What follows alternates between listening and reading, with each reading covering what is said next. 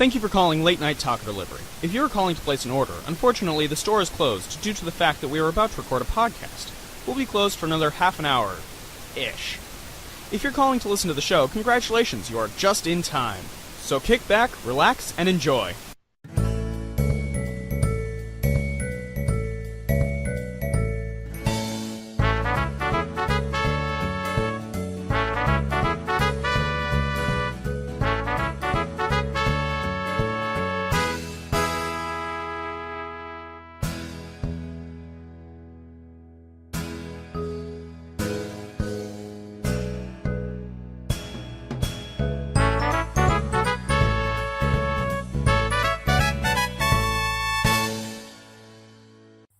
Ladies and gentlemen, children of all ages, welcome to Late Night Taco Delivery. Late Night Taco Delivery! Yay! I am your host, Daniel Gill. And I'm Jonathan Knoell. And we're here to talk about nerd stuff. As always. As always. And we are being joined by a very special guest tonight. Yes, we're being joined by Tiffany Knoell, my mother, and film historian. Woohoo. Hi, nice to be here. It's a pleasure to have you. Yep. Thank you. Sorry, chair is giving me trouble.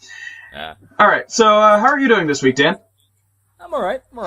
Had a very busy week. Just finally get out for 5 days. I've got a day off. So I'm like, yay! Same, actually. I have the day off tomorrow. It's been really busy this week. Oh my god, yeah. And Mom, how are you doing tonight? Present and accounted for, although fatigue is also present and accounted for. So, you know, I'm here. I'm sure you'll be able to hold your own. Mm-hmm. Thank you for the vote of confidence. Alright, so Dan, what are you geeking out about this week? Let's see. Well, I've been starting the Mary Russell Mysteries. It's the Sherlock Holmes series by, I think her name's Laurie King. Mm-hmm. Laurie R. King. Yeah, Laurie R. yes. King. Very good, actually. I just finished up The Beekeeper's Apprentice, and I really quite enjoyed it. The idea of the story started off with, what if Sherlock Holmes was a woman? And it's a 17-year-old young girl who is mentally the equal of Sherlock Holmes, and he is quite surprised by this fact, and they actually end up working on cases as equals, as opposed to Holmes and Watson, when they were basically, Watson was a bit of a buffoon, and was never quite able to keep up with Holmes. So, very well done. I'm enjoying it. Okay, hold up. I'm going to have to interject here. The basics of The Beekeeper's Apprentice are not what if Holmes was a woman. It was, what if there was the 17-year-old girl who tripped over him in his retirement. So, part of your assessment is absolutely correct, but yeah, I'm sorry, I had to speak up about the other. That's fine. No, I was actually quoting the author herself from the end of the book when she said, "Pardon me." No, when she tried to swallow her own lungs, and then. No, I was quoting the end of the book where Laurie King said that the reason she originally came up with the character was the germ of the idea was, what if Sherlock Holmes is a woman, and that's where the whole story started off with. So that's what I was trying to say.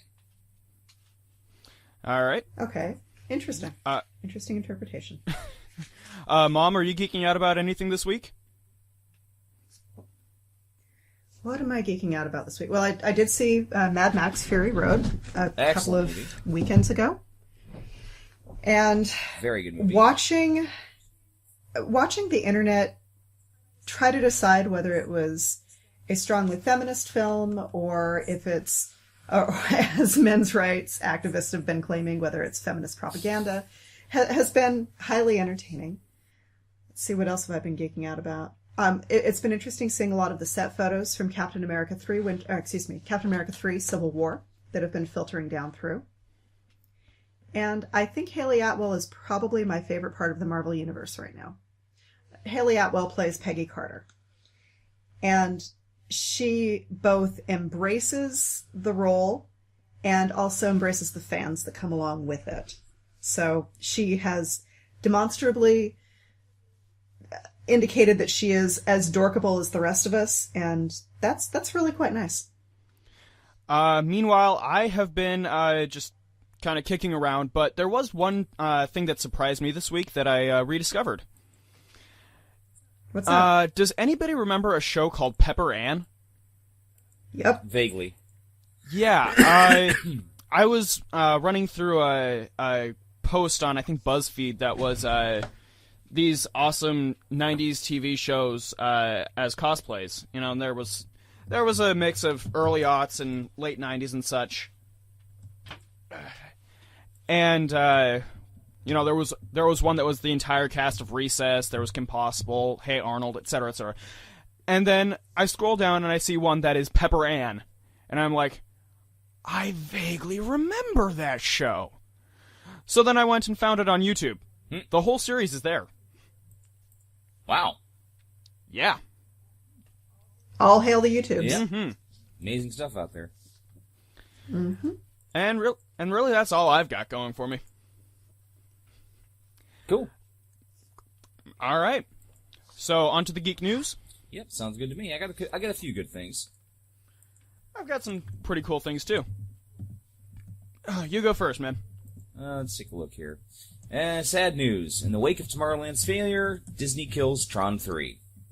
Ah, darn. Disney has officially powered down Tron 3. In other words, Tron 3 has gone off the grid. Aha. Aha, aha, aha. To be honest, I really wasn't that impressed with the 2010 sequel. But if nothing else, it gave us a great Daft Punk soundtrack. This is true. And it does show that one of the things Disney has a problem with is taking their own creations and making them viable anymore, which is kind of sad. Which is why the whole, we're remaking this as a live-action thing is just kind of one of those... Yeah, literally. I mean, they're mainly focusing on their Marvel and Disney and Pixar properties right now. So, I would like to see Disney get back to the core of, being a content creator, but right now they're more of a content distributor. Yeah. I thought they had Buena Vista for that. Never mind. Alright. Speaking of live-action remakes, and this is one that I've actually joked about before, not necessarily on the show, but one that I've joked around about. Robert Rodriguez to direct a live-action Johnny Quest movie. Again? Apparently. Let's see. Wow. Yeah, it's been in development for quite a while. Mm-hmm. Let's see. Pirates of the Caribbean writer Terry Rossio will co-write with Dan Lin, and will produce through Lin Pictures with Adrian Asghari. Mm. So, yep. I'd like to see this happen. I am curious. I'm wondering if they're going to throw in all the asides and jokes they made over the years about Dr. Benton Quest and Race Bannon. How they're going to redo Haji, because he was an interesting character. Holy but, racist. It was very 60s casual racism there. But he was never. Yeah. He was actually a very effective character. It's just Haji, not a good name. Data.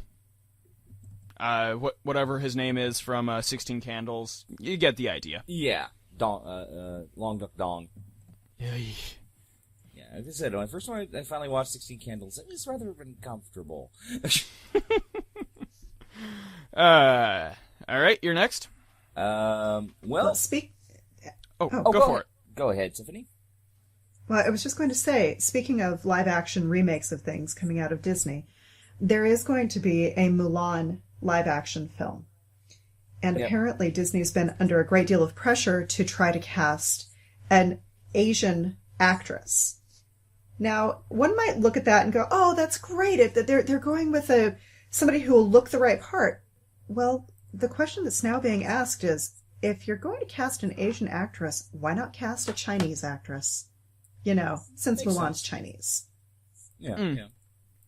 Well, us Americans can't tell the difference between them no Asians over there. I teach cultural pluralism. I'm very aware that that's a problem. Oh, yeah. No, I actually remember surprising the absolute heck out of a girl I used to work with when I looked at her. And I was looking at her, and she's from Asia as the continent.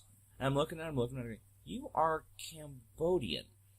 And she just kind of stops and says, how do you know that? I'm like, I can tell between the subtle differences. She's like, everyone calls me either Japanese or Chinese. I've even got Filipino. How did you know I'm Cambodian? I'm like, I can just tell. She was so shocked that one of us stupid white guys could actually tell what she was. Well, that's what you get for paying attention. Exactly. All right. Let's see. Was it my turn or your turn? It's your turn. Oh, okay. Let's see. Do I want to anger you, or do I want to tell you something happy? Go for it. All right. Hot Topic has purchased Think Geek. Huh. What? Yeah.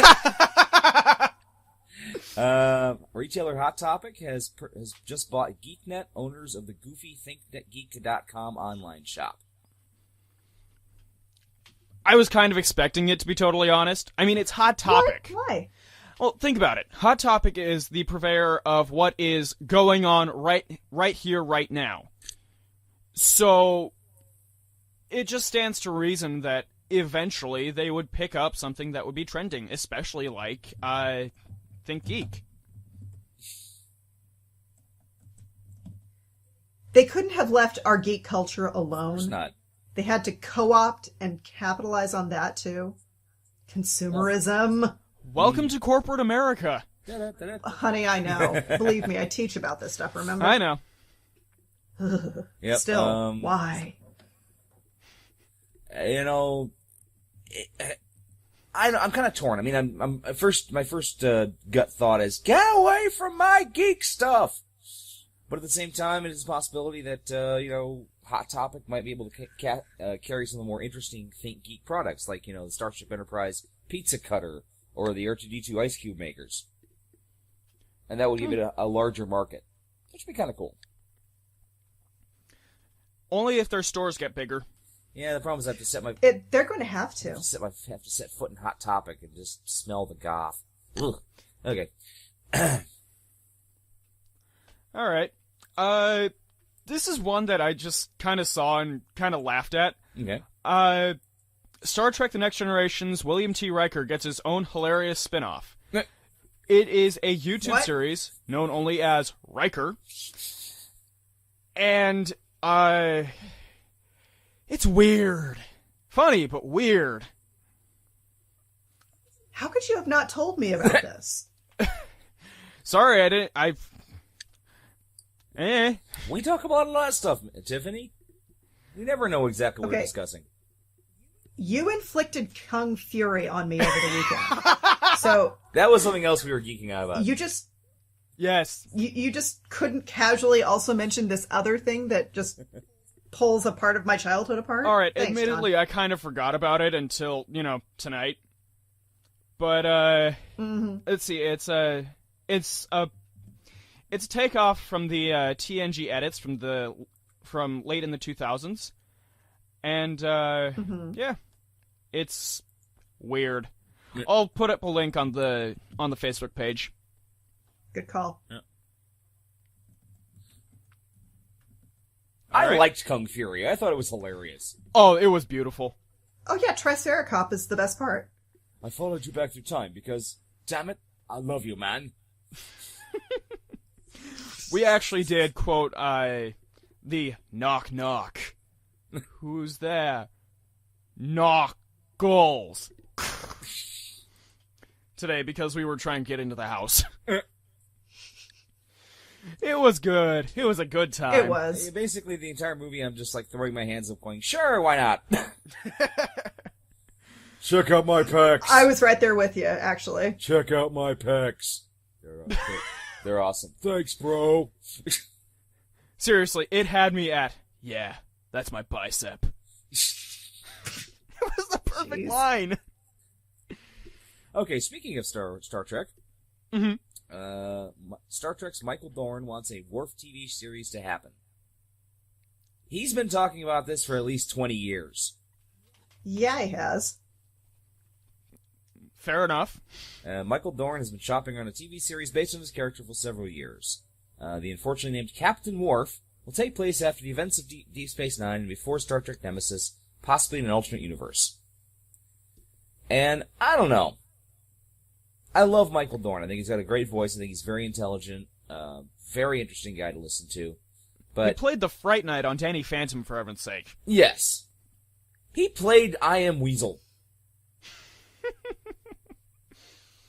He has played many things. Yes, but including Calabac from Superman the Animated Series.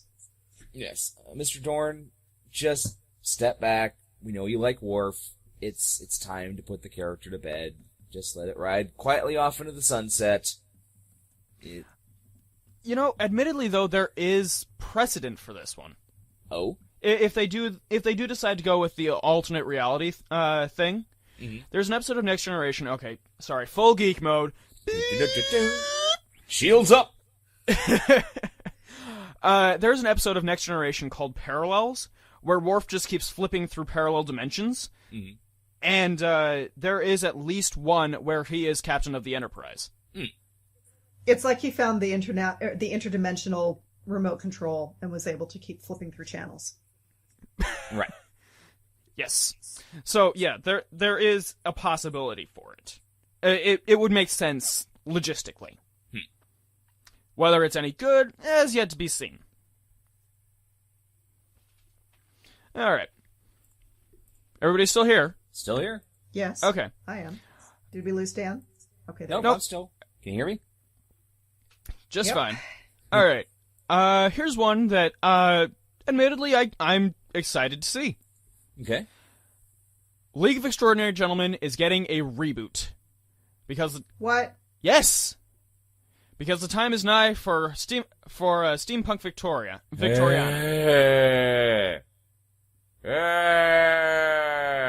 Oh, come on! Movie sucked so hard. Okay, I didn't think it was that bad. Oh, I was able to accept it for what it was. I couldn't. I'm sorry. That's okay. You know, everybody's got a different the opinion movie on things. the movie is not the comic book. In the slightest. No. But I feel like if they do have this, they do follow this more steampunk trajectory, they might be able to get it at least a little bit closer. Let's leave Captain Nemo's car out of it. As long as they just kind of stay away from the Nolan, I'm always the hero. Oh, they go grimdark with that. I'm done. So don't be offended if I walk out of the theater, but I'd like to see it happen. I don't know. I'd have to see a lot more information about it before I'm willing to at least give it a casual, okay, I may see it, because I was just hated that movie so much. There's way too many leaps of logic, too many holes, and I'm like, I'm done. I walked out. All right. What is? You were watching a comic book movie. You were complaining about holes in logic? Yeah. There's a certain level of disbelief I can suspend, and when it gets to the point that League of Extraordinary Gentlemen threw up, I'm like, that's it, I'm out. Admittedly, this is looking more like it's being marketed towards the BBC America watching demographic. Okay, those are the people those who are more. Yeah, those who are more into like Doctor Who and Penny Dreadful and Ripper. Okay, so it sounds like they're trying to pick up on Ripper, and is one of those. What's the other one that's on Showtime right now? Penny Dreadful. Yeah, Penny Dreadful. That's it. Yeah, and there's a Ripper Street's the name of the show you guys are talking about. Yep. I think they got something else coming out, but I can't remember off the top of my head. But yeah, that's what it's looking. That's what they're looking for at this point, or at least that's what I'm seeing. Yeah. No. The station cat. The station. Hi, Daria. Station cat wants in. Station cat can't have in. Station cat is going to complain at you. Too bad. All right, let's see here. Well, I do have some very kind of sad news. Uh-oh. Friday the 13th star Betsy Palmer passes away. Yeah, she. Yeah, the woman who immortalized Pamela Voorhees as one of the great horror villains has passed away. Betsy Palmer, the veteran actress who played the mother of Jason Voorhees in the original Friday the 13th, died on Friday of natural causes at a hospice care center in Connecticut. She went on to play As the World Turns, Knots Landing, Newhart, and Just Shoot Me. She returned to the horror genre in 2007 for a straight-to-video Bell Witch the movie. And what is that sound? Are you guys in a hurricane or something? No. What's going on is I'm, like I said, I'm in the basement, so it's right near the, air conditioning stuff. Okay. Actually, your father turned on the heater. That's what's going on. Okay. And it's just like, whoosh. It's like I'm... Yes, it was... The mothership is powering on. Well, it's more along the lines of... Just so you know. I'm just imagining... It's just like, this is what happens when the weather correspondent is standing outside during the middle of the hurricane going, yes, the wind's really picking up hard right now. I just saw a palm tree fly past. Speaking of motherships and powering on, you know there's an Independence Day sequel going on? Yes. You know, an Independence Day sequel that nobody fucking wanted. Except for Jeff Goldblum, because he needs a paycheck. Well, Pretty yeah, much. he just got remarried. Okay, there are now set photos, from Dean Devlin. What? Oh, Lord. Yep. Oh, no, I have seen those. Yes, David Levison, it is the role that Jeff Goldblum is reprising after 20 years. And yeah, I'm quite amused to see that Will Smith has nothing to do with this. Actors that are coming back to it though. Okay. Vivica A. Fox, Brent Spiner, and Bill Pullman. Although Brent Spiner is supposed to be dead. Yeah, I was just thinking that. I was Like, gonna say. he got squished. Flashback? Huh. Maybe? I don't think that that's a good idea. Have you seen him lately? He's aged. Oh, yeah. I know. I've seen. People do age, unfortunately, I've discovered. Except for me, I've got my... Voice of experience there, Dan? Well, I've got my own portrait of Dorian Gray in a closet somewhere. I'm perfectly fine, thank you very much. So that's really the reason you hated the League of Extraordinary Gentlemen so much. No, I hate it because of that damn car. Oh, okay. I talk about the suspension of disbelief. The fact that they're driving that thing like Mario Andretti, and it's Tom Sawyer driving it, and he's never seen a car before in his freaking life, and he's just like, whee! But he's an American. I mean, that's supposed to be our thing, right? You can't hear me sucking my own teeth right now.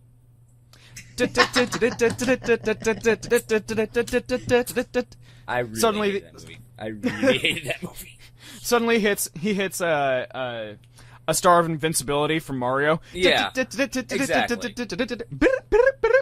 Anyway, speaking of, okay, I'm so torn on this. Uh-oh. I am so freaking torn on this. Here comes. Because I love the guy. Mm-hmm. But I don't know if I love the idea. Oh dear. Dwayne Johnson to produce and star in a remake of Big Trouble in Little China.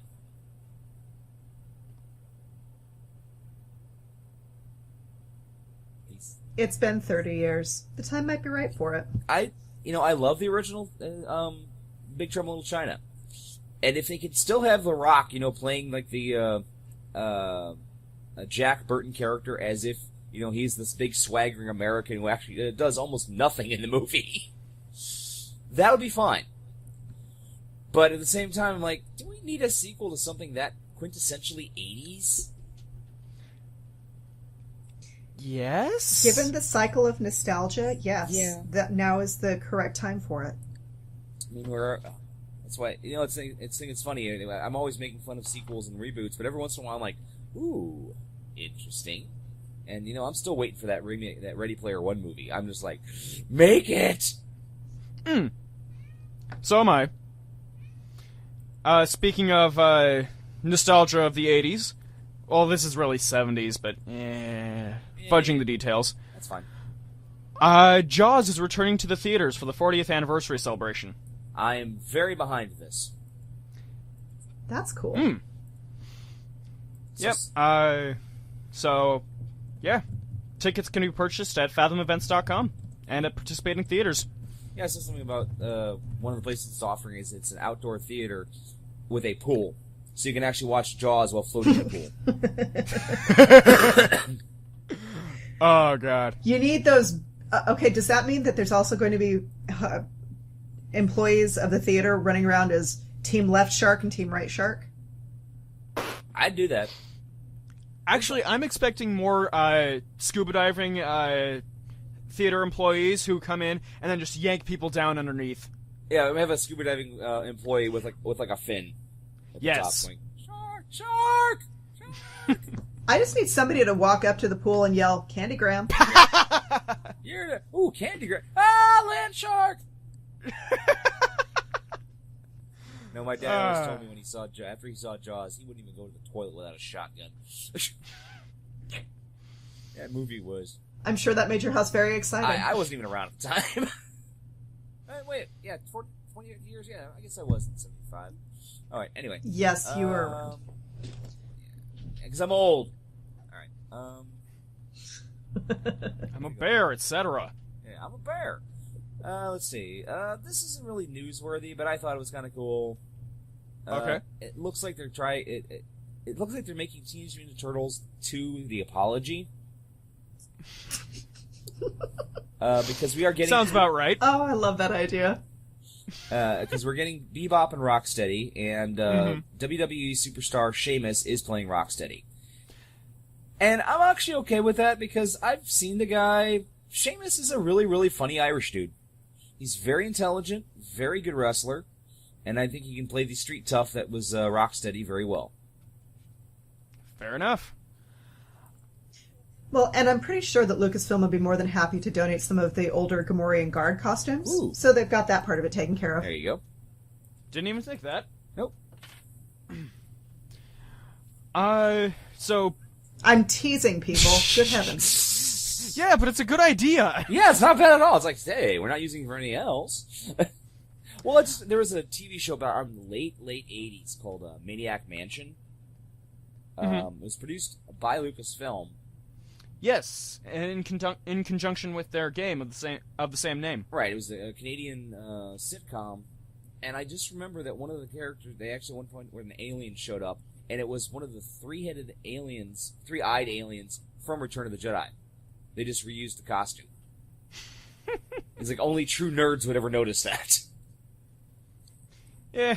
Wow. I don't know, I've never been a big believer in the whole only true nerds. Yeah. Oh well. I'm not saying, like, that kind of thing. Only a true nerd would understand. It's like only a person who's totally obsessed and has no life and notices the trivial shit would ever notice that. Alright. Well, speaking of trivial shit, there's a Batman Arkham Knight game. Everybody remember this? Yep. Yeah, coming off PlayStation 4, and it's got exclusive content for PlayStation 4. One of the exclusive content things are skins and missions for 60s Batman.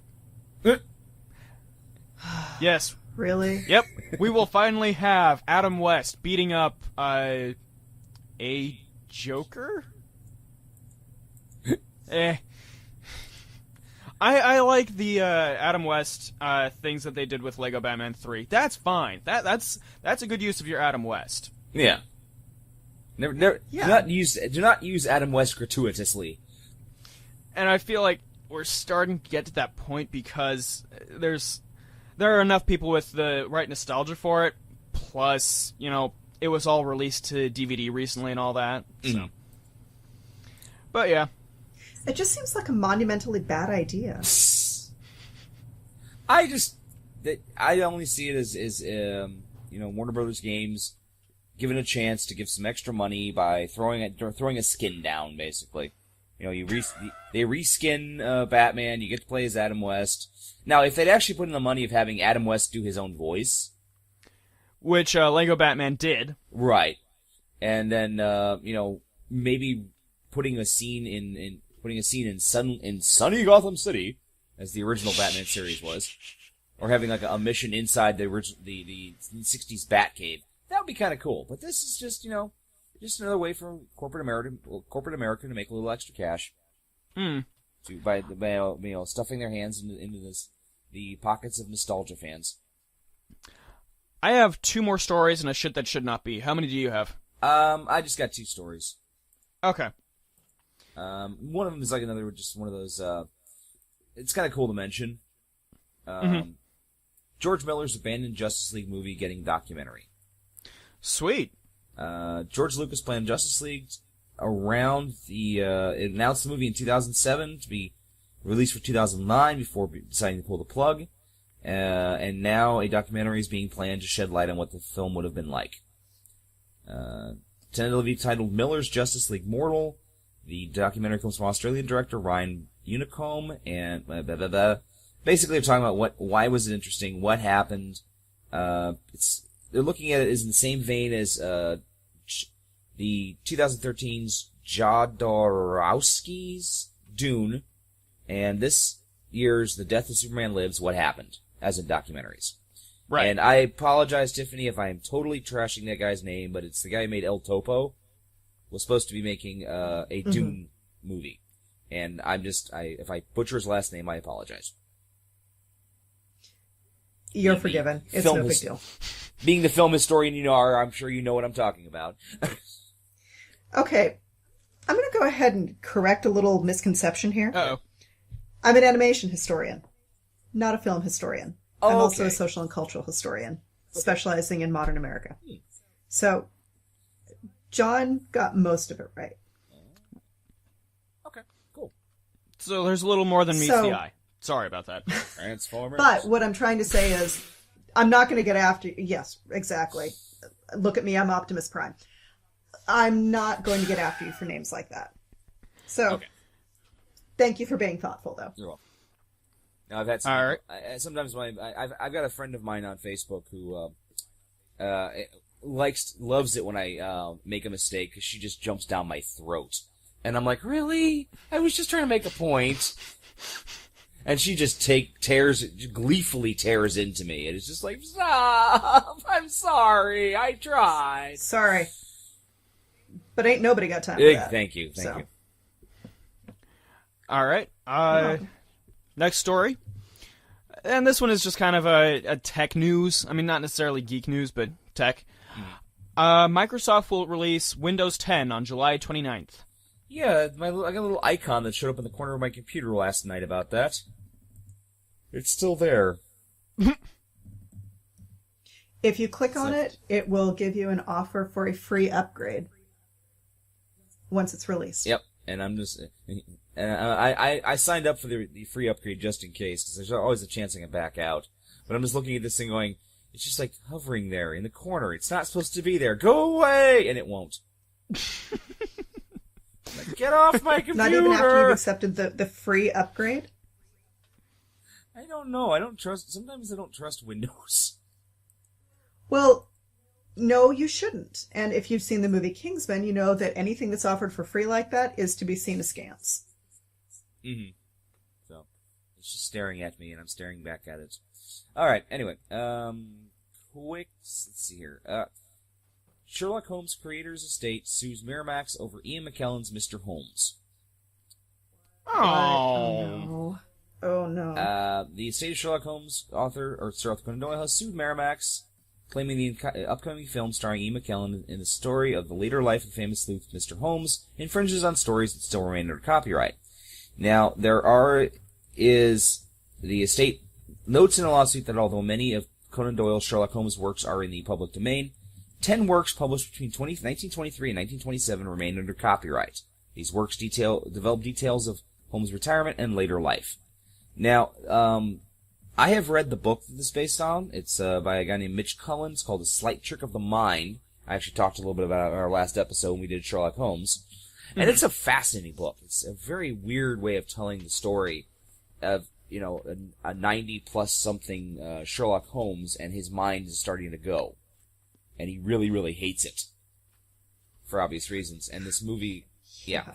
And I mean, when you talk about a character who's defined by his intelligence and the quickness of his mind, there's no one like Sherlock Holmes. But they are saying that because infringes on some of the stuff that Sir Arthur Conan Doyle said about, becoming a beekeeper, et cetera, it is infringing on the copyright. So, 90 years on, they're still claiming it. Of course, then again, Happy Birthday is still under copyright somehow. Anyway. Just sing the They Might Be Giants version. I think that's okay. Or the Weird Al version. Oh, there's that, too. There's a They Might Be Giants birthday song? Yes. I was unaware of this. How did I miss this? You're older than you've ever been, and now you're that even one. older. Oh. Okay, no, I was thinking more like, one of those horrible things they sing at you at, like, TGI Fridays, like, happy birthday, whoop-de-doo, whoop-de-doo. No, but yes, I do know... Actually, I'd probably be down with it if they sang that They Might Be Giants version. I would be, too. You're older than you've ever been, and now you're even older, and now you're even older, and now you're even older. You're older than you've ever been, and now you're even older, and now you're older still. Time is marching on, and time is still marching on. Okay, we're gonna stop that now. Anyway, right? Don't sue us, please. Anyway, So, speaking of not suing people, Lego is doing a Minecraft game, or a Minecraft-esque game. Isn't that kind of redundant? Yeah. Yes. But Minecraft is pretty much internet Legos to begin with. Yeah, but now they have the specialty pieces that a Minecraft just doesn't have. Huh. I don't know, with some of the skins you can do in Minecraft, they've got some pretty specialty pieces. Yeah. Yeah, but now you can use pieces from all of the licensed stuff. Okay, that would be kind of cool. I would admit. I was just thinking, now if they did the game as if, you could have, your Millennium Falcon mixed with your Batman, mixed with your Lord of the Rings, and then you said that they can do it, I'm like, okay, I'm intrigued. Exactly. This game has actually caused a bit of a stir, though, because of something that the creators have called dong detection.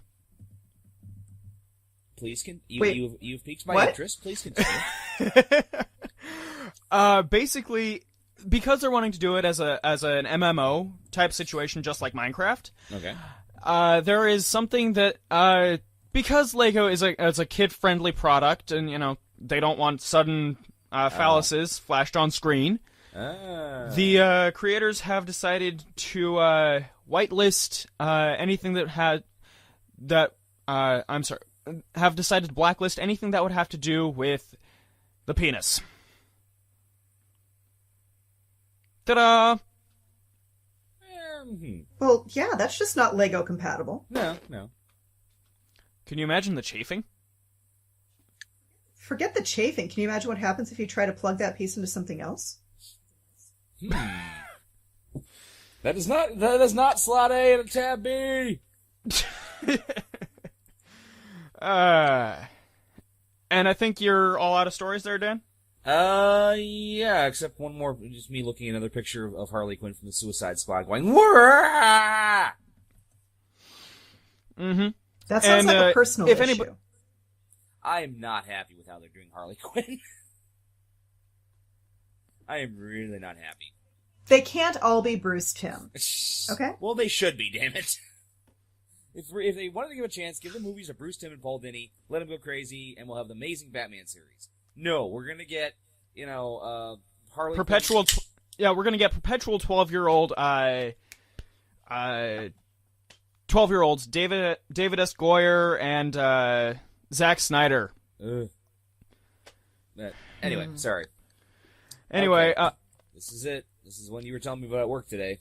Yes, this is a hell no shit that should not be. E.L. James, author of 50 Shades of Grey. Oh, I heard about this. Is going to publish a new version of the series from the perspective of Christian Grey. I'm out!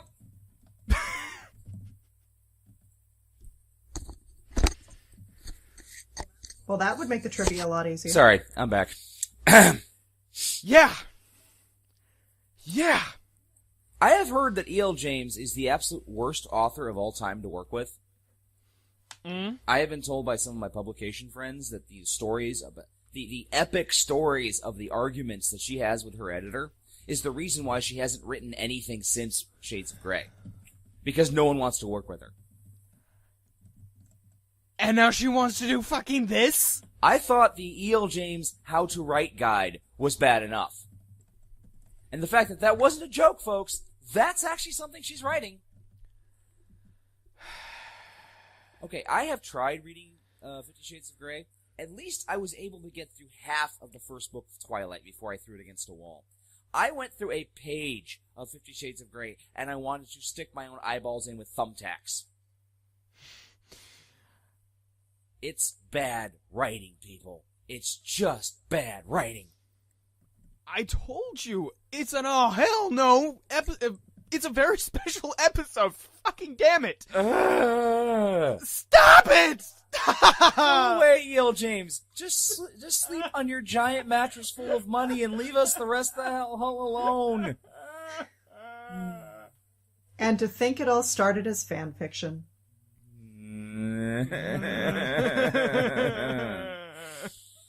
Okay. Well, you know what? With all of this that we've got going here, let's move on to something happier. Yes. In fact, let's go to the happiest kingdom on Earth. It's a world of Narnia? laughter, a world of tears. It's a world of hope and a world of fears. There's so much that we share. Why are you doing that? It's a small world after all. Because we're going to the happiest place on Earth. Yep. So, Like I said, Narnia. Okay. So tonight we're talking about Disney, but this is not any average episode of Late Night Talk or Delivery where we would just sit down and talk about Disney. I mean, after all, my mom is here, animation historian and professor at large. Dun, dun, dun, dun. You like your own. Ooh, I like that Professor at You Large. like your own theme It's song, nice you with know. an adjunct. You like a theme music. Professor at Large. Like get some 70s bass going on. Just talking about the Professor at Large. Yeah, I can dig it. Okay, you done now? I'm never done. So instead of that, tonight, because, Dan, could you enlighten the audience here about your history with the Iron Mouse? Okay, well, I have been a lifelong Disney fan. I am a trivia nut. I have worked at Disney twice. I worked back in my college internship in 1997 at a restaurant at the Magic Kingdom called El Pirata y El Perico, which roughly translated from the original Spanish is Taco Bell with Illusions of Grandeur. And then in 2004 to 2005, I worked at the Disney Studios as a parade control. And then from 2005 to 2006, I worked at a store at Downtown Disney that sold autographed memorabilia. I have many, many, many years of Disney joy. I have watched almost every movie they've ever made. I've actually spent a portion of this week memorizing the name of Disney's 9 Old Men. And I'm a huge Disney nut. I always have been. And, Mom, your credentials? I am not a Disney nut. Actually, my specific area of focus is Warner Brothers animation during the Depression era. However, in the course of the research for various things that I've been working on, I have done work at the Disney Animation Research Library, which is an incredible space in which to work. Did you do one at California? Yes. Oh, I am so jealous. Did you meet Dick Miller? No, I didn't, but I was able to go into their cold archives and go looking through various boxes of their information on several of the silly symphonies, as well as handling some of the sketches and original artist notes from things like The Three Little Pigs and some of the other films from the early 1930s. During that time, I also did work at the UCLA Nitrate Archive, where I was able to watch several of the Warner Brothers cartoons that were not yet available on DVD. So, my undergraduate thesis and my master's thesis both looked at Depression-era animation. The undergrad thesis included Disney as well as Warner Brothers. The master's was more Warner Brothers. And I have presented at academic conferences worldwide on animation, as well as having been published on several different occasions, both in industry and academic publications on the subject. Jonathan, your mom is awesome. I try not to talk about that because I know she's awesome, but she can talk for herself. No, that sounds fantastic. No, Thank you, John. I had the chance of meeting Mr. Miller at a conference down in Disney World back in '97 called The Lost Treasures of Disney Animation, and they covered a whole bunch of stuff that was extremely rare. He was working on a reconstruction of the movie Bedknobs and Broomsticks, and we were one of the first groups outside of Disney Animation to actually see some of the stuff that they've been working on since 1960s when the movie was actually filmed.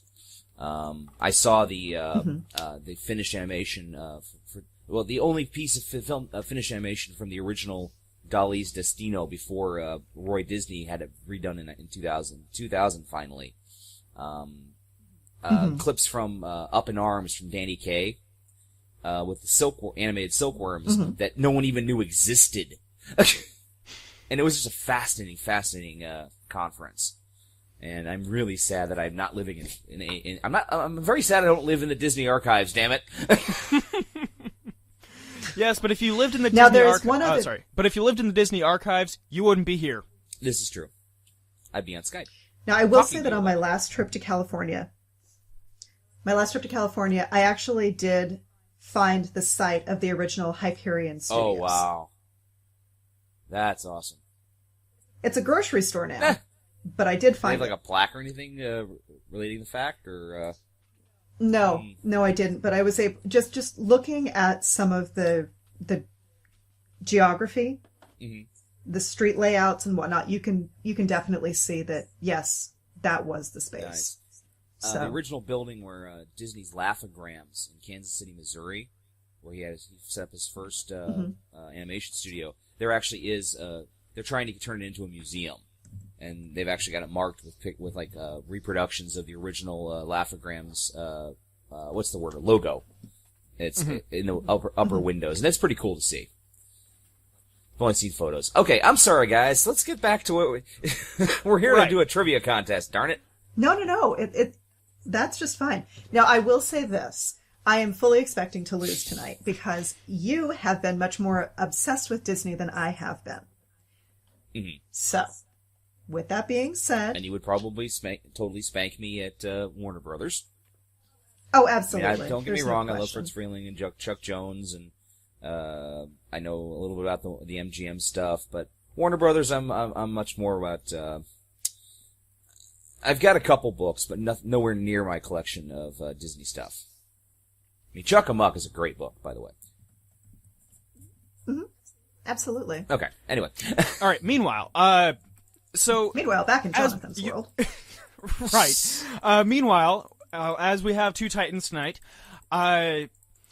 we're, instead of just doing it as a regular episode of Late Night Taco Delivery, do it as a game show, essentially.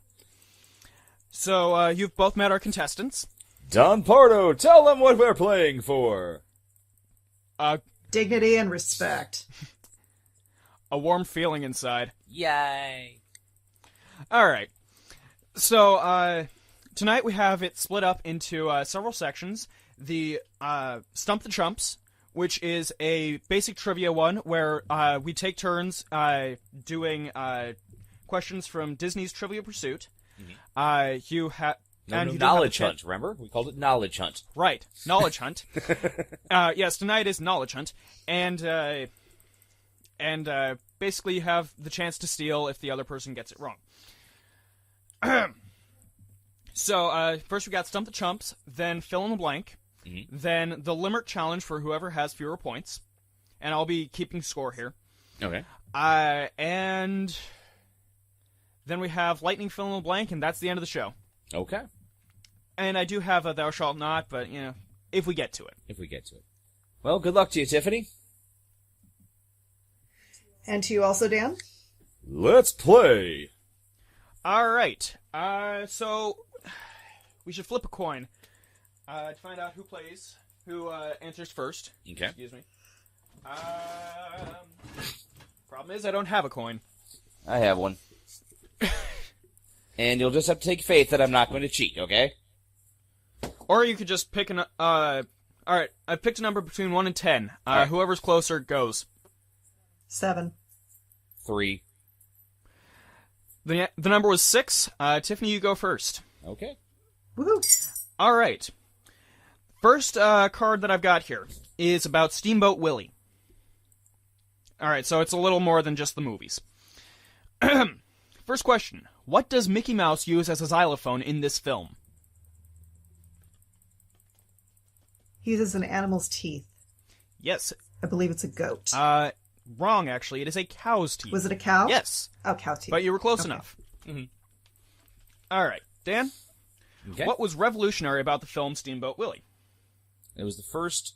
what's the word? It was the first sound cartoon. It was the first synchronized sound cartoon. Alright, there you go. That's all the answer for the marbles there.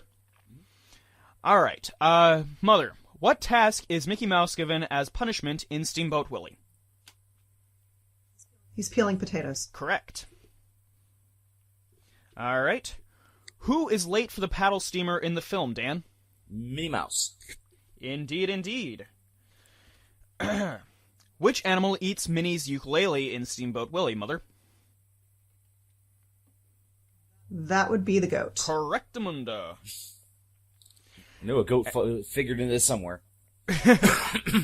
And what did Yes. Walt Disney provide for 20 years until Jim McDonald took over? He provided the voice of Mickey. Who are you asking? Dan. Okay. And Good. yes, indeed. All right. That's the end of that card. All right. Mother, what was Bambi's first word? From the film Bambi. You almost got a smart-ass to answer that. Bambi's first word. I believe it was...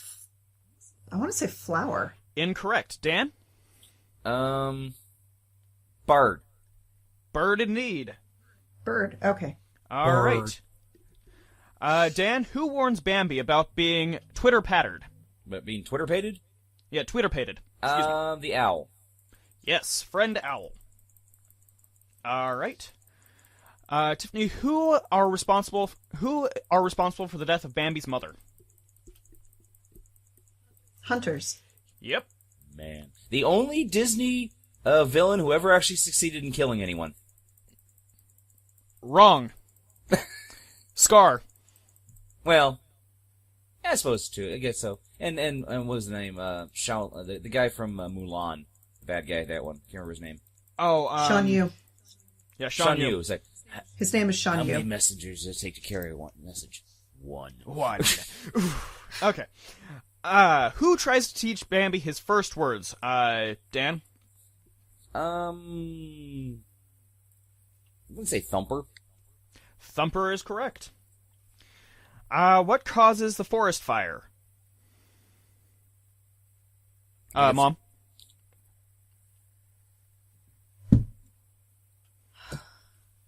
Somebody leaves a forest fire. Or, excuse me. Somebody left the forest fire on. No. I want to say it's a cigarette or something like that sparks it. No, that is Smokey the Bear. Dan? Whoops. If I remember correctly, it was a lightning. Both wrong, actually. Yeah. According to this card here, it is the Hunter's Campfire. I think your mom... I did say somebody left your the mom forest got fire on. that one. Okay. Yeah, your mom got that one. Close, but no cigar. Nah. It's okay, Dan. I appreciate you going to bat for me, though. Okay. All right. Dan, in what film... never mind. Go ahead. It's okay. No. It's a card-centric one. See, the problem with this set is that there are pictures on the backs of the cards. So some of the questions are directly influenced by what's on the card. Okay. All right. Going into Pinocchio. Oof.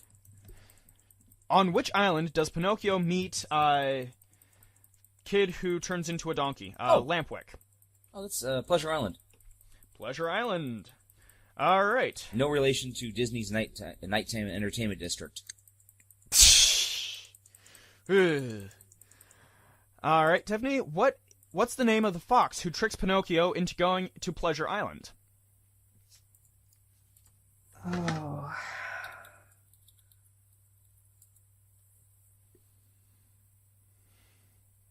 I'm sorry. I don't know this one. Dan? Honest John? Incorrect. The character is J. Worthington Foulfellow. I think Okay. Honest John might be the cat. Yeah, I'm fairly sure you're right on that. No, Gideon was the cat. Oh, okay. Oh, was it? All right. Let's see, Dan? What is the name of Pinocchio's friend on Pleasure Island? Oh, sorry. Never mind, that one already answered. Okay. Which famous painting can be seen in the billboard room on Pleasure Island? Famous painting? Yes. There is a famous painting. A rather very famous painting, actually. Huh. Mona Lisa? You are correct. Whoa, okay. Let's see. What a strange thing to have in a nightclub. I agree. Very punk. I thought it was going to be something by Toulouse-Lautrec, honestly. Yeah. I was thinking maybe something like Goya. I don't know. All right, we're moving So on long as to... it wasn't Guernica, we should be fine. Yeah, and I think it was painted after Pinocchio. All right, we're moving on to a card from Pocahontas. Oh God. Pocahontas. Yep. All right. Let's see. Whose turn Mom. is it? Okay. Yeah, it's my right. mom's. Who constantly annoys Percy the dog by tussling his neatly brushed hair? Oh, Percy. Is Percy the dog? I think Percy's the dog. Percy's the Yep, dog. Percy's the dog. Who keeps tousling the neatly brushed hair of Percy? Oh, it seems like it's that raccoon. Incorrect. Dan? Is it? Oh, go ahead. I hated that movie so much. I have tried to block it from my memory. It is the worst. I screamed at that movie in the theaters. I'm gonna say Lord Radcliffe's assistant. I can't remember the guy's name. I can't either because that's not it. Okay. What was the answer? The answer is John Smith. That was my next guess. All right. Dan, which wise old tree forges an unlikely friendship between Percy and Miko? What wise old tree? Yes. Mother tree? Close. Grandmother tree. Not quite. I'm gonna call you on this one. All right. Mom?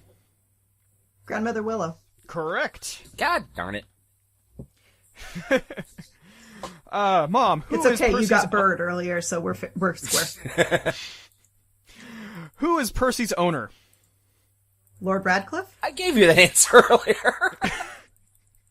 All right. I'll give it to you. It's Governor Radcliffe, but Close enough. Governor, okay. Yep. Dan, what does Pocahontas use to travel down the river? A monorail. a canoe, okay? Yep, it's a canoe. Well, you know, an Indian village without a monorail. It's kind of like a mule with a spinning wheel. Nobody knows how it got it, and damned if he knows how to use it. All right, Mom. In which century does the story of Pocahontas take place? Seriously? It's on the card. The 17th century. Correct. All right. This time from the Aristocrats. Or Aristocats, I'm sorry. Yeah, trust me, an animated version of Aristocrats would be just a bit different. No, they call that movie the 99%. I'm sorry, the 1%. Oh, no, you mean the 1%? Yes, the 1%. All right.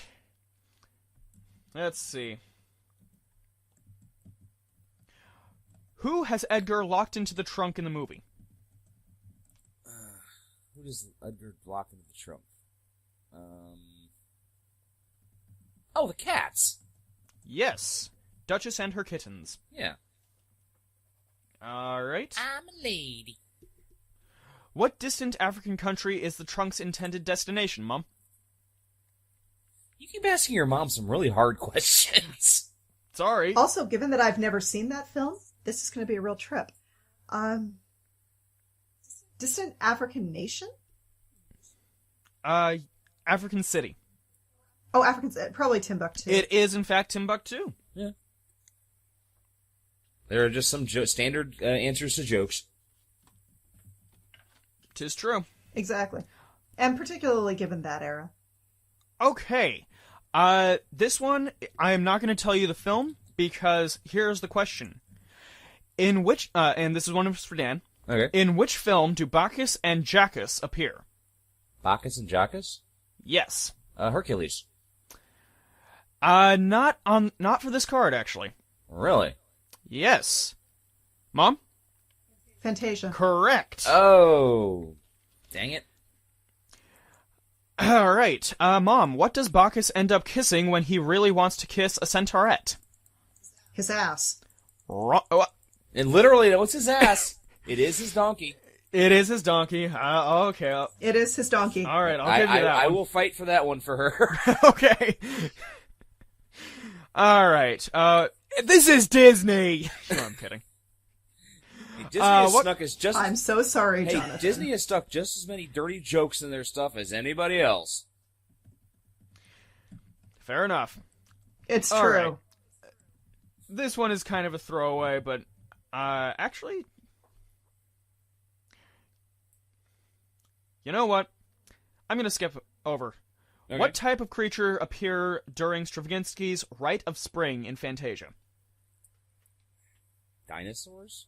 Dinosaurs is correct. And parameciums and amoebas and various other things. And I do remember that Disney got into a lot of trouble with the religious right because of that sequence. I'm sure. Yes, he did. Originally, he wanted to end it with the dawn of man, the discovery of fire, but the religious right was like, nope. Seriously, the other questions on this card are, what kind of creature's wings does the evil Chernabog possess? What is the name of the donkey, which I already answered for you? And what is Bacchus Greek god of? So, Frat boys. Wow. Yeah, those are some pretty easy questions. Yeah. All right, this one is fun and fancy free. Ooh, I always like that one. Okay. All right. Let's see. Now, where are we? Who answered last? I answered last because of dinosaurs and parameciums and amoebas. Right. All right, Mom. Correct. How does Mickey escape from the giant sandwich?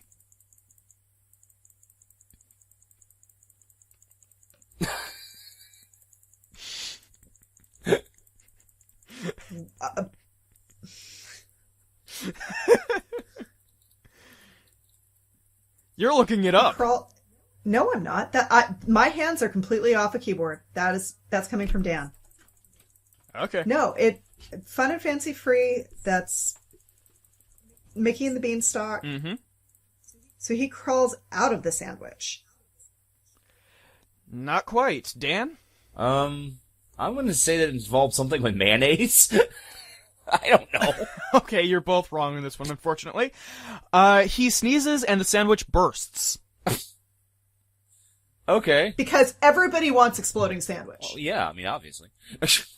I'll raise both my hands for an exploding sandwich. Exploding sandwiches. Speaking of which, well, not really anymore. Nice segue. What has the giant stolen which brings poverty to the land, Dan? A magic harp. Yep, the singing harp. Yeah. Alright. Where does Mickey live in the film? Crazy Cottage, Happy Valley, or Hard Up Hill? Mom? Happy Valley. Happy Valley it is. Alright. Dan, what decade saw the release of this movie? This is fun and fancy free? Indeed it is. 1940s. You are correct. Yeah, it was one of the Disney package movies, as they called them. All right.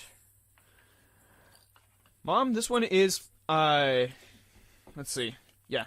This one is from Sleeping Beauty, which I know is your favorite, as I recall. Actually, Fantasia's my favorite, All but right. Sleeping Beauty, from a visual standpoint, is definitely up there. All right. Definitely a stunning film, yes. Yeah. According to the spell, how long will it take Princess Aurora to fall in... I'm sorry. For how long will Princess Aurora fall into a deep sleep?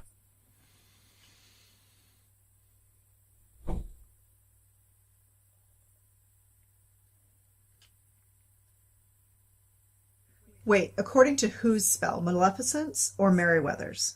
Well, Maleficent's is to kill her. Yeah, so it's gotta be Merryweather's. Okay.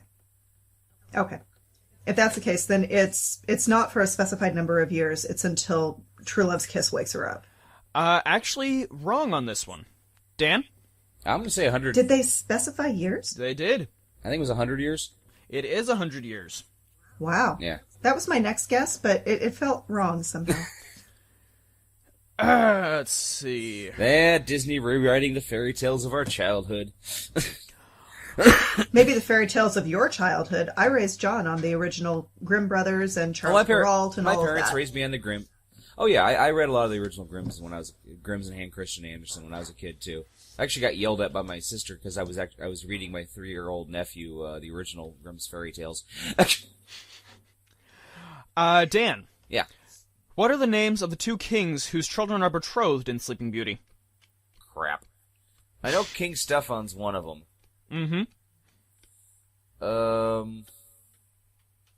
Gustav? Close. Hubert. Not even close to Gustav. Okay.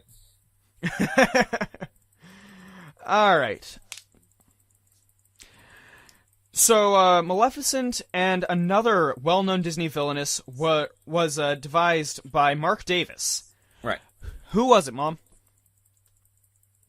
Are you asking about the other one? Yes. Cinderella's Wicked Stepmother. Incorrect. Dan?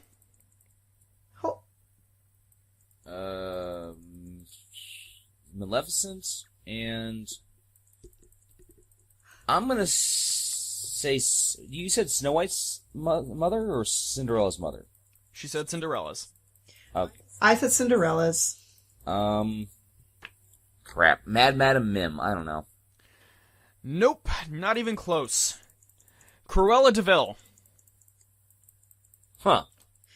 The reason that I pulled Cinderella's stepmother is because both Cinderella's stepmother and Maleficent were voiced by Eleanor Audley. So that's why I was getting that mixed up. There was a connection there. Yes. All right. I think she also voiced Madame Leota in the Haunted Mansion attraction. All right, let's see. I know nothing about the parks. This next card is Beauty and the Beast. Okay. Dan, what creature does Beast save Belle from in the forest? Or wolves. Indeed. Wolves. Sorry. Mom, what does the old beggar woman offer the prince in return for shelter from the cold at the beginning of the film? A rose. Correct. What is the rather dim Gaston's two-word reply when Belle calls him primeval? I know. Nope. Mom? Nope. Thank you, Belle. Correct. Ah. See, Mom, what does Chip the Cup have in place of his nose? The handle of the cup. Correct. I was going to say a dong detector.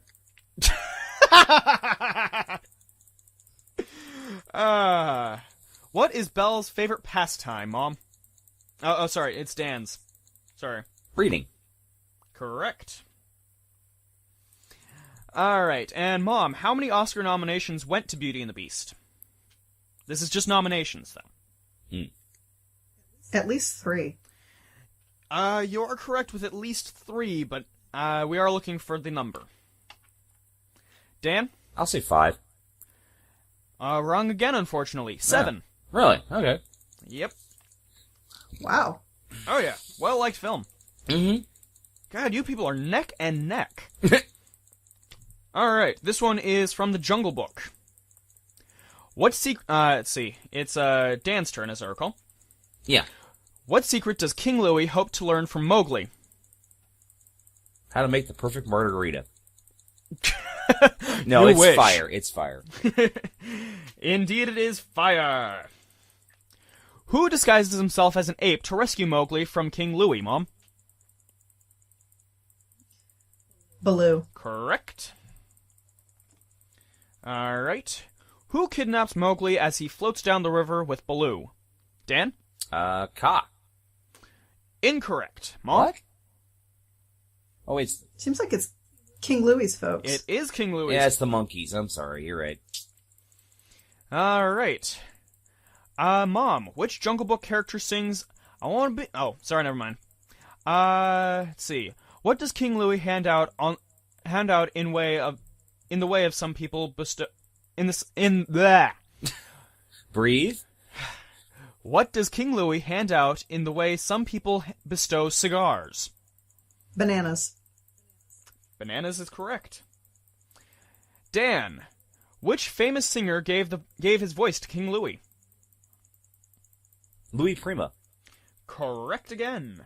I almost said Scatman Crothers. I'm like, no, stop! Shh.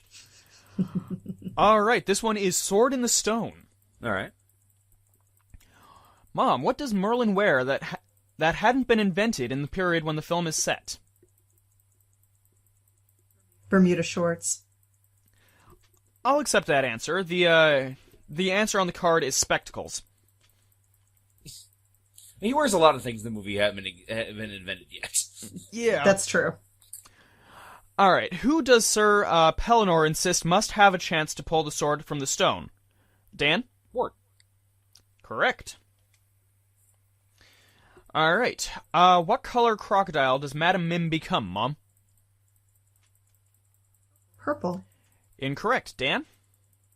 That would be my guess, too. And Madam Wim, red? No, pink. Correct. Pink is correct. Cool. Okay. Alright, Dan, name one of the three animals that Merlin changes Wart into. One of them? Yes, just one of them. Or, for bonus points, you can go for all three. A squirrel, one. Mm-hmm. Fish. And I can't remember the third one. A sparrow. Okay. I remember one squirrel falls. That was a really sad scene when the poor girl squirrel falls in love with him, and then... Yeah, that was poor sad. And that was the end of the scene. It's like she never got any kind of denouement or any happiness. You never saw her with another male squirrel. She's been heartbroken for the rest of her life. So I'll give you 2 points on that one. Okay. You done good, kid. Yay. Mother, what does Merlin pack in his thousands of books in? What does he pack it into? It looks like a Yes. carpet bag. Yeah. I'll give you that one. The card says one small suitcase. Okay. I would have said a satchel. Alright. Dan, what special day in 1963 saw the U.S. premiere of The Sword in the Stone? Special day in 63? Yes. Oh. I'm sorry. I'm blanking. The only thing I can think of happened in 63 was JFK's assassination. And I really doubt that's a very special day. No. No, it's not. It's not that day. Mom? Hold on. I'm thinking here.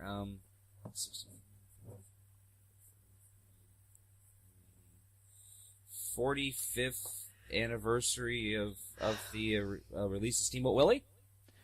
Sorry, wrong again. Alright, worth a shot. Mom? I was going to say something to do with the space program. But it's probably instead the opening of one of the parks. Again, I'm sorry. Everybody's wrong here. And really, it's a lot more mundane than all of that. Okay. Christmas Day. Oh, for the love of nuts. Oh! Yeah, I'm sorry, folks. That's okay. At least we both went down together. That's fair. We both bravely went down, yeah. Yep. Okay. All right. Possibly in flames. Yeah. This card is for Hercules. At the end of the film, does Hercules return to the gods or remain mortal, Dan? I'm sorry, Mom. He remains mortal. Correct. How many heads does the Hydra grow each time one is cut off, Dan? Well, he goes 2 for everyone that was cut off. Actually, in Disney's Hercules, it is... Mom? They grow back 3. Correct. 3 is the correct number. 4 being wrong, and 5 is right out. Damn you! Damn you, Disney, and your complete bastardization of ancient Greek myths. At least they finally got it right with Marvel. You know. Yeah. With Hydra, you cut off one head, another grows in its place. I was like, wait. I was thinking Marvel's Hercules. I'm like, wait, what? Well, he's a big muscular That's dude. something else altogether. He's a big muscular guy who likes to drink. All right, and had Mom. a fling with She-Hulk, which was funny. Anyway, All right, Mom. Who are rock, wind, lava, and ice in Hercules? Titans. Yes. All right, you are back in tie again. Dan, what finally kills the Hydra? Hercules' sword, a rock fall, or a bolt of lightning?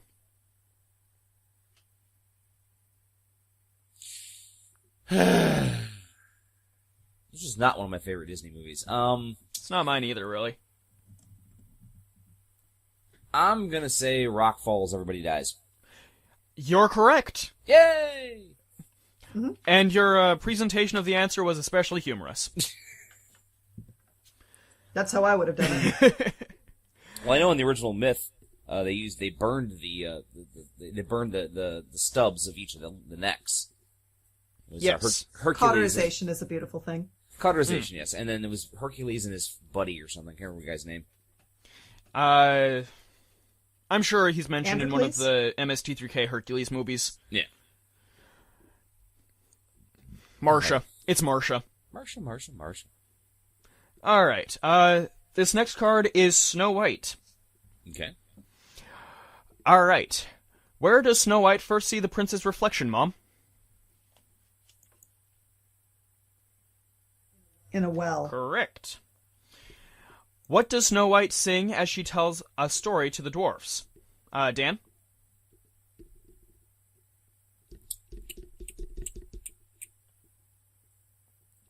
Crap.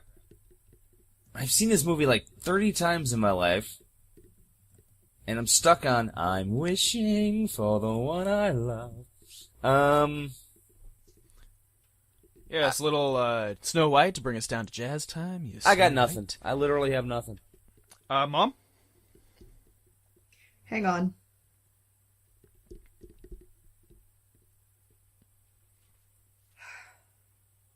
I'm even thinking of like the cut scene for Slurp Your Soup. I'm actually knowing a word of that. I don't know. I don't know. I can picture the sequence.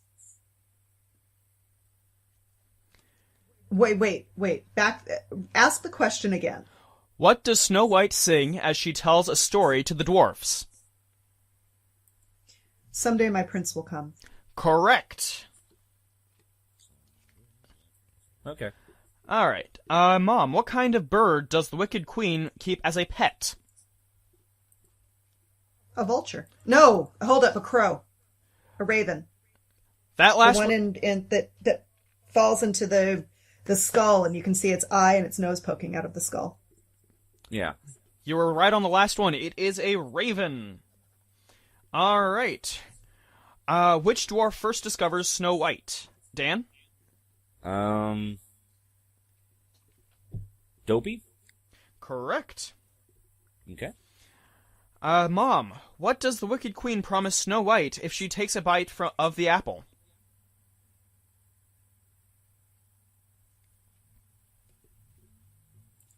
Okay, there's the actual answer, and then there's the sarcastic answer. Well, as we discovered, we'll take the sarcastic answer and then do the real answer. Yes, please. Oh, okay.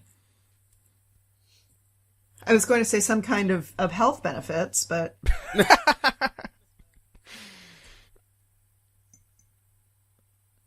I'm sorry, I don't recall. Dan. True love. She says, make a wish and take a bite. Unfortunately, no. Really? It is Her Dreams Will Come True. Ah. Okay. All right, Dan? Spectacular. In what year was this film, the first full-length animated feature, released? 1930, full-length... Sorry. First color full-length animated feature. I want to cover that one. I know. But according to the Disney lore, what year was it bloody released? 1930, 1937, or 1942? 1937 at the El Capitan Theater in Los Angeles. Congratulations. All right, now I'm going to pick from one of these red cards. I think they're easier, but... Can we move on to the next sequence already? We've been on Stump the Chumps for a while.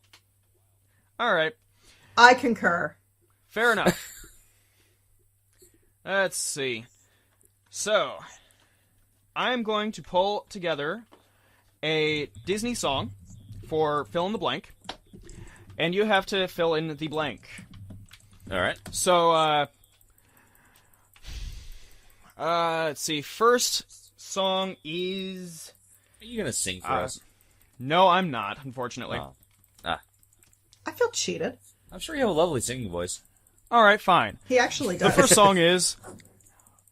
Never Had a Friend Like Me. Okay. All right. Let me pull it up real quick. Can your friend do this? Can your friend do that? Can your friend please have a little hat? Well, can your friends go, whoo? Yes. There's enough booze involved, yes. You never had a little more baklava. All right. Come on, Internet. Be my friend. Be my friend. Hey, bringing up the lyrics may not be a bad idea, and just telling us them and then having a blank. Instead of trying to do a multimedia presentation, you may Sorry, one more time? Instead of doing a multimedia presentation, you may just want to bring up the lyrics and tell us what they are, and then have us do the blank. Can you hear me? Let's see. Hello? From the top. Well, Alibaba had them blank thieves. 40 thieves. Correct. Hello? Hello? Hi. Hello. I'm back. Oh, goodness. All right. I dropped there for a second. Sorry. All right. Scheherazade had a blank tails. Well, Scheherazade had 1,000 tails. Correct. Is this just whoever spits it out first, or is this... How exactly is this being formatted, John? At this point, it is whoever spits it out first. Okay. Okay, and here I was being polite. All right. You got some punch, blank, Yahoo, and how. Pizzazz. Pizzazz is correct. Mr. Aladdin, sir, what will your blank be? Well, will your pleasure be? Oh, I was singing it. That one correct. Darn. All right. Life is your restaurant, and I'm your blank. Maitre d'. Maitre d'. Maitre d'. Dan had that one first. You're the boss, the king, the blank. Shaw. Mom is correct with Shaw. Okay. Let's see. Can your friends go blankety blank blank, let her rip, and then make the sucker disappear? Abracadabra. Mom is correct again. You've got me bona fide, a certified. You got a genie for a charge to... Fairs. Correct again. All right. And that wraps it up for Never Had a Friend Like Me. Next one is... let's see. Somebody pick a random song. Think you know it.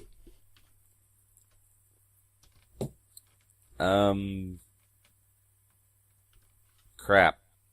How about Bippity Boppity Boo? Works for me. Oh, I hate that song.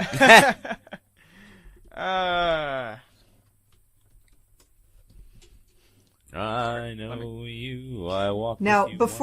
before you get into that, John. Yes. How many of these songs are in this segment? Just 3. Thank God. Thank you. And then we're going to do the Limerick Challenge, and then Lightning Stump the Chump. Okay. Okay. And that one is a free-for-all who answers first. Okay. All right. Gesundheit. Actually, you know what? Let's not do Bippity Boppity Boo. Okay. Thank you. Let's see. Merlin's song from the beginning of Sword in the Stone is a good one. He had a song? Yes. Is it? Crap. I don't Okay, know. if we're both saying, huh? You might want to pick something else. Oh, Hidgetus Fidgetus. No, there's no way I'm going to be able to do that one. I love that song, man. Sorry. Well, that's because you're a freak. How about John. Under the Sea? Under the Sea. There we That's go. a good one. We both know it. All right. Bonus point for whoever tells me who wrote it. Alan Menken? Howard Ashman. Neither. You are both wrong. Samuel E. Wright. Oh, he actually... No, he was... Wait, no, he wrote produced... that He one? was a singer. Oh. Yeah. Yeah, you're right. Sorry. Yeah, he was a singer. He was the one that performed Sebastian.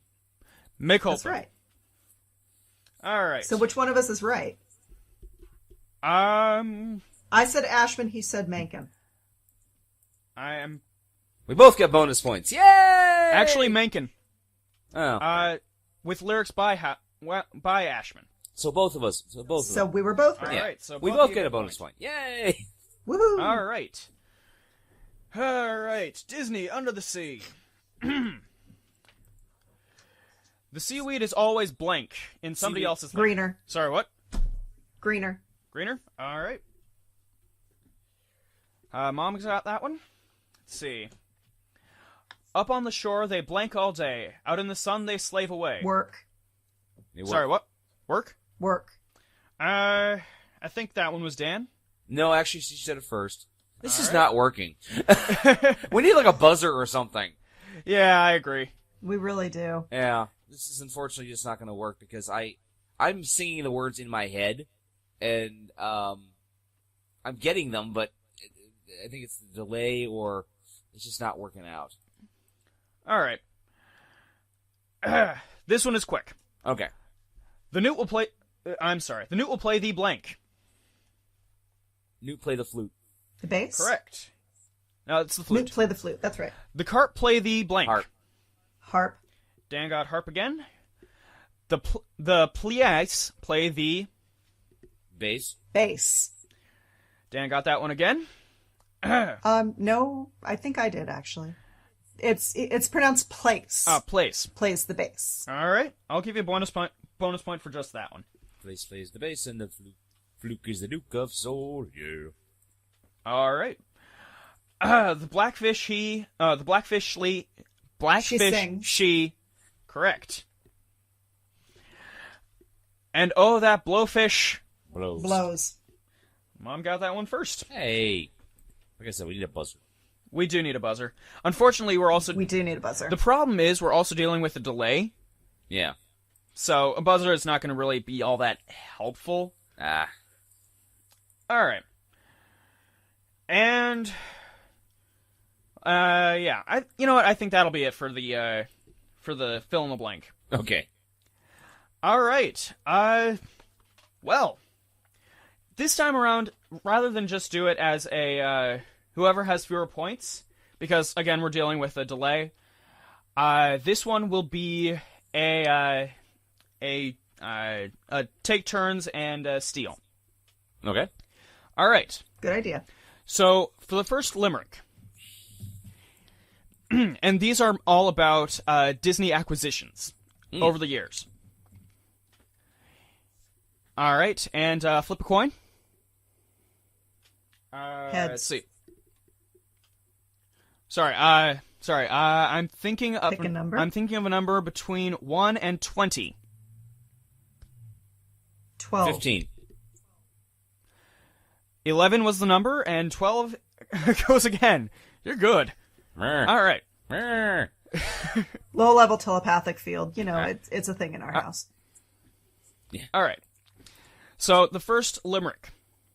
It began in the age of Betamax. I'm sure they did a film with a mighty axe. The homeland of clerks, who are oft called jerks, Disney definitely owned... Miramax. Alright. Wait, I'm sorry. I stole that, didn't I? Yes, you did. I apologize. Give her the points. That just means I get the next one. Okay, fair enough. Alright. It's a company for which Dan has a pension, and one to which we have called attention. I could become a hermit just by watching Kermit and the antics of the great late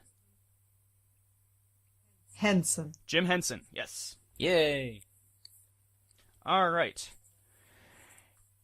All right, Dan. Okay. It's a theme I have whistled through the corridors, and it has naught to do with Mordor. It's a great set of flicks that get digital flicks. I'm talking, of course, about... What? It's theme I have whistled through corridors, and has naught to do with Mordor. It's a great set of flicks that get digital clicks. I'm talking, of course, about... Hoarders? I honestly don't know. Unfortunately, no. Mom? No, you've thrown me too. It's theme I have whistled through corridors, and it has naught to do with Mordor. It's a great set of flicks that get digital clicks. I'm talking, of course, about Star Wars. Okay. That was really a stretch. Yeah. It's tough to rhyme Star Wars, okay? Yeah. All right. Let's see. So, skipping that one out, Dan? It once was a creative hovel that was famous for its graphic novels. Brought to screens by Favreau, now you ought to know that the company's name is... Marvel, apparently. Fair enough. Marvel, yeah. Marvel it is. All right.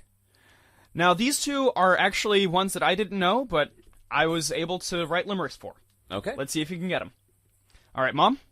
Its programming Okay, is similar to C-SPAN, if your head has been hit with a frying pan. With balls of all shapes and a great many apes, fans holler and watch... Whoa, one more time? Its programming is similar to C-SPAN if your head has been hit with a frying pan. With balls of all shapes and a great many apes, fans holler and watch...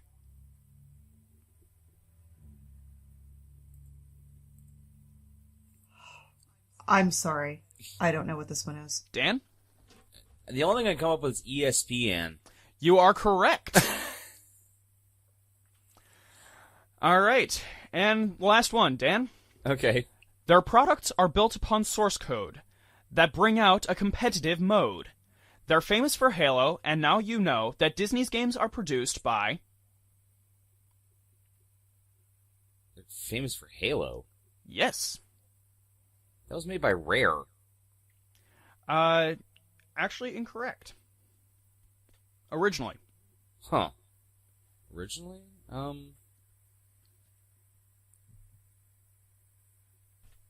Go ahead. I don't know. Mom, any ideas?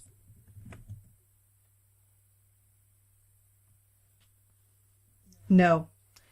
Their products are built upon source code that bring out a competitive mode. They're famous for Halo, and now you know that Disney's games are produced by Wideload. Wideload Games. No. Yeah, definitely would not have pulled that one. Yeah, no. That's one that's out there, but no, the original Halo was created by Rare, and then everyone was very angry because they got bought by Microsoft. Huh. So maybe Wideload since then has become the ones that make the Halo games, but no. All right, anyway. All right. And now it is time for lightning stump the chump. Okay. And I will pull out a handful of cards here. And I will set a timer. Let's see, stopwatch. I'd say 60 seconds on the clock. 60 seconds? Okay, no, I'm going to say something here. Go for it. All right.